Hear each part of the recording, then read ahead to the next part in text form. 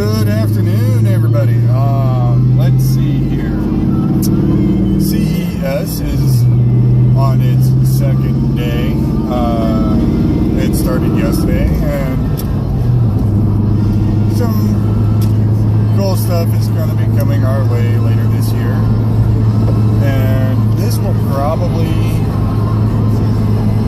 this one or this week will probably be my last tech-oriented video blog.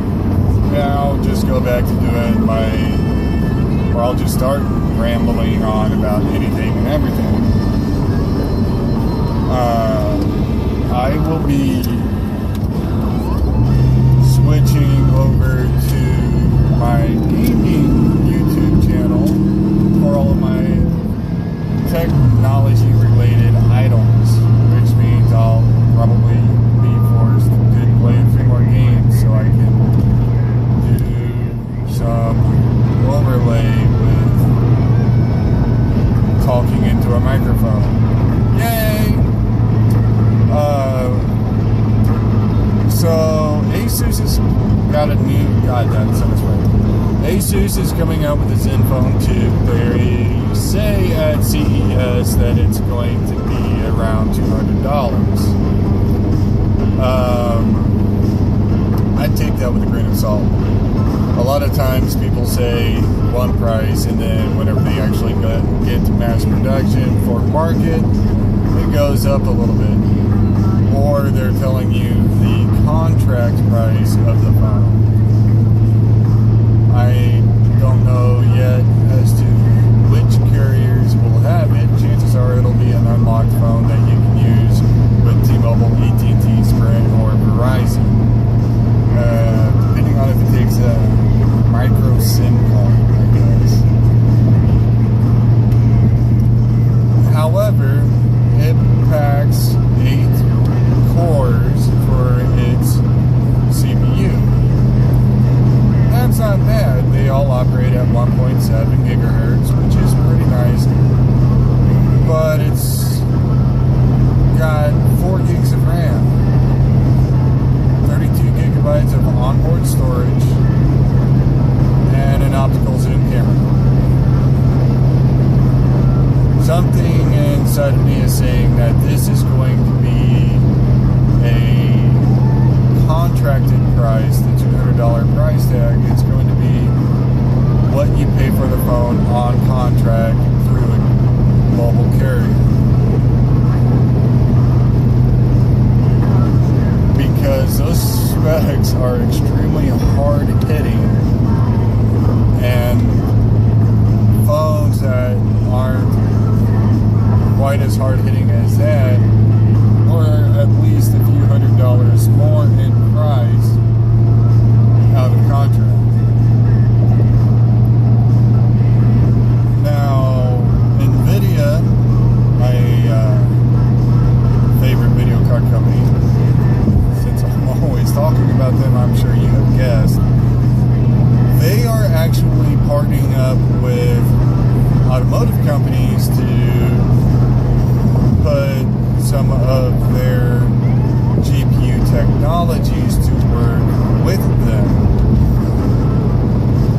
Now, we saw this last year at CES, and for those of you that don't understand, I'm sorry, CES is the Consumer Electronics Show, and it's held in Las Vegas, first week of January,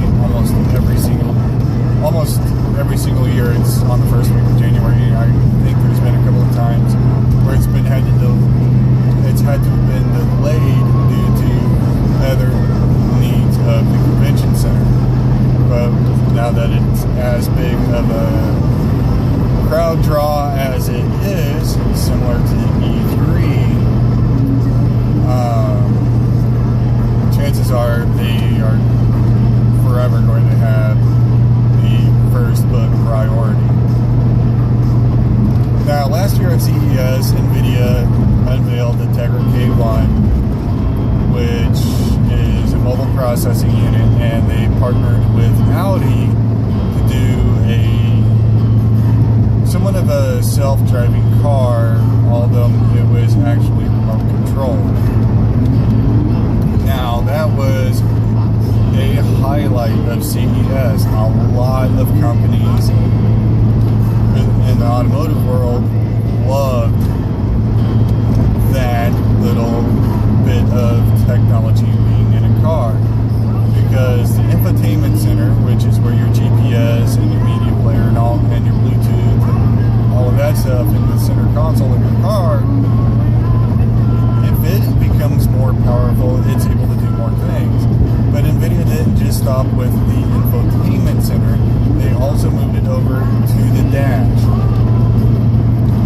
Now, what they did was they replaced the tachometer, the speedometer, the odometer, the heat, the temperature gauge, the fuel gauge, the alternator readout, and basically just revamped the whole thing and made it customizable to the user, or the driver rather in this case, what they wanted to see. They even gave you the option of having the GPS displayed on the dashboard in the cluster where all of those gauges are. Now, some companies offer that, but they are extremely expensive cars. Audi, not as expensive as, let's say, a Ferrari or some Jaguars that were offering this. Mercedes is probably going to pick it up along with Audi. Now, being able to customize the dash cluster where all of your information about your car is may not be absolutely necessary, but it is helpful. Let's say you're cruising along the city and you're driving an automatic car, so you don't need the tachometer, so you know when to shift. Although if you've been driving manuals for any amount of time, you don't actually need the tachometer anyway. The only time you actually need a tachometer to know when to shift is if you're doing something you're not supposed to be doing. Street racers. Although I do like you guys.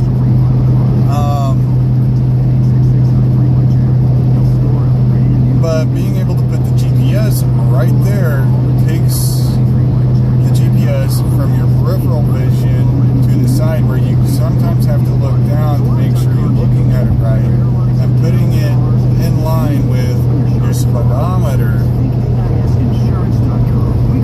That opens up driver awareness and takes away the distraction and pulling your eyes away from the road where they're supposed to be looking. Now, I'm sure there's a whole bunch of other things that you can do with it being open source, further customizability, swapping out whatever onboard GPS system that they were using with your preferred GPS system. With it being an actual computer that you can actually get your hands into and do things with, adds additional customizability to the car itself. Now, a lot of people will see this as something else to go wrong with the car. I'm sorry, cars are never perfect. Something is always going to go wrong with them. And this year at CES, NVIDIA unveiled the X1, a much more powerful brother or successor, really, to the K1. It has more cores, more processing power, and pulls about the same amount of power. Well, why does power really matter? It's in a car, it's not a computer. Well, that's not entirely necessarily true. It is a computer, and you can only pull so much energy from a car without killing it. Now,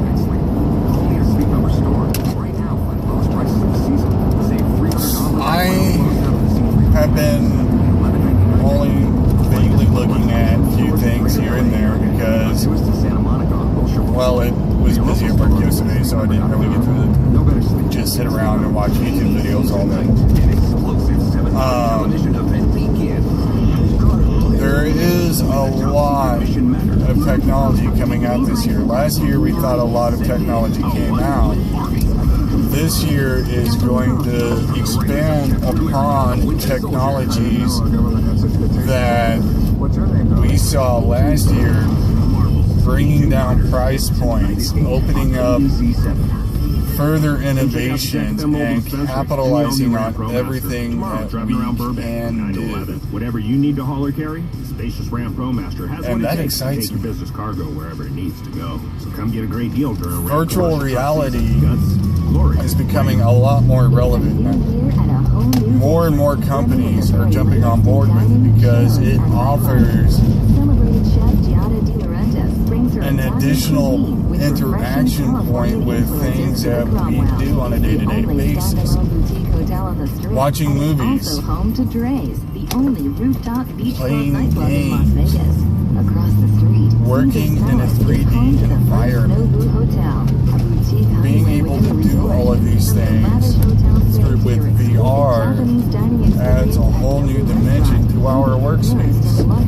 And so that is very exciting. Solid state drives are getting bigger, prices are getting smaller, which is nice for any future upgrades a person might want to do, because that is one of the most affordable ways to increase the performance of your computer without doing a complete system overhaul. Coming to Block on January 8th between 9 a.m. and 9 p.m. No appointment needed. And let our agent until tomorrow, you guys. Have a good one.